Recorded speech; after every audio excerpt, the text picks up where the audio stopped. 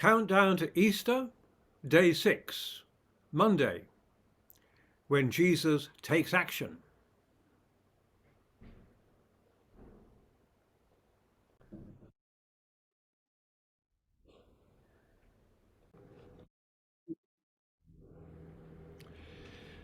On Monday morning, Yeshua led his trainees and a sizable number of his followers up over the Mount of Olives and down the steep slope to the fast-running river Kidron.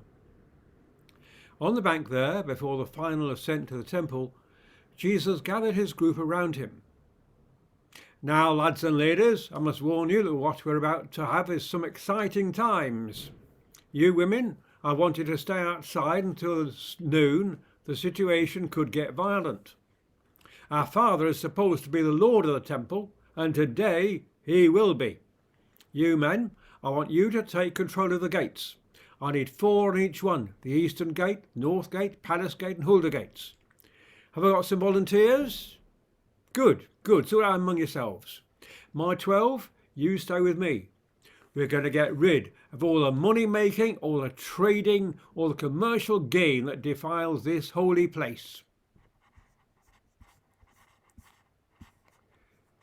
Yeshua strode up the path to the double-arched eastern gate, past the temple guards on duty there, and out into the outer court, followed closely by his 12 trainees.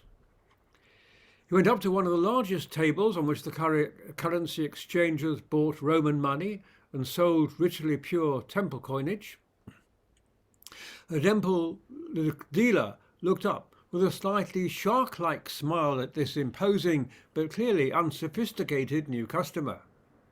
"Shalom, my friend. How much money do you want to change? You won't get a better rate than mine in the whole of Jerusalem." The tall, bearded northerner with piercing eyes just said, "Get out." "Pardon?" "Out! Out! Out!" With a rapid two-handed lift, he tipped the heavy table up, spilling all the silver coins over the temple floor. He strode over to the next table. "Out!" he shouted, and tipped that table over too.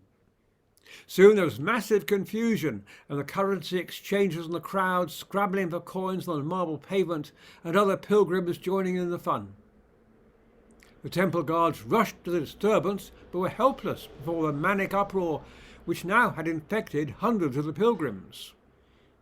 Yeshua took the 6 pieces of thin rope from his belt and laid about with them right and left, striking cattle, lambs and their owners, so the entire court was filled with a shouting and screaming, cattle roaring, sheep buying, fluttering doves set free from their overturned cages.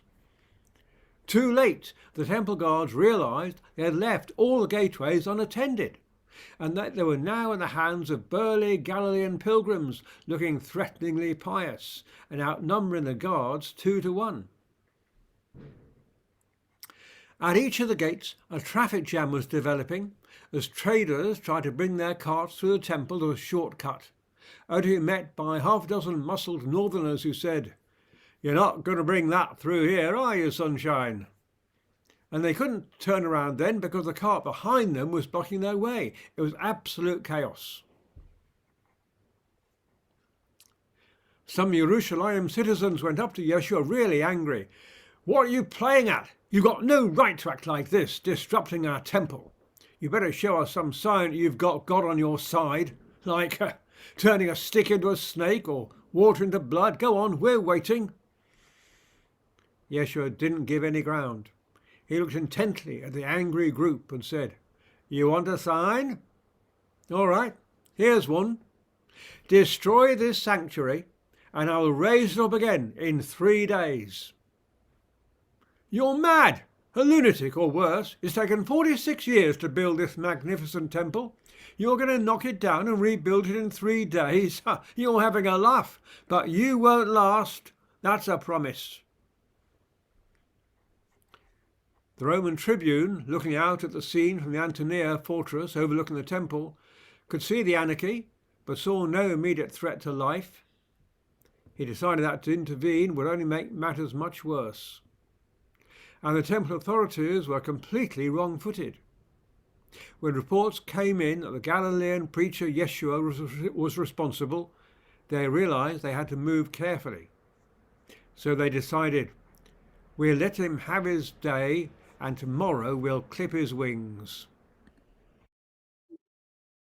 I'm Andy Rowland. I wrote the novel Jesus the Troublemaker, from which these are extracts going through each day of Holy Week, giving the plan of the journey which Jesus was actually taking during his last few days on earth. You can get it on Amazon or from my Bible in Brief, my website, bibleinbrief.org. You're very welcome to have a look. Thanks. God bless.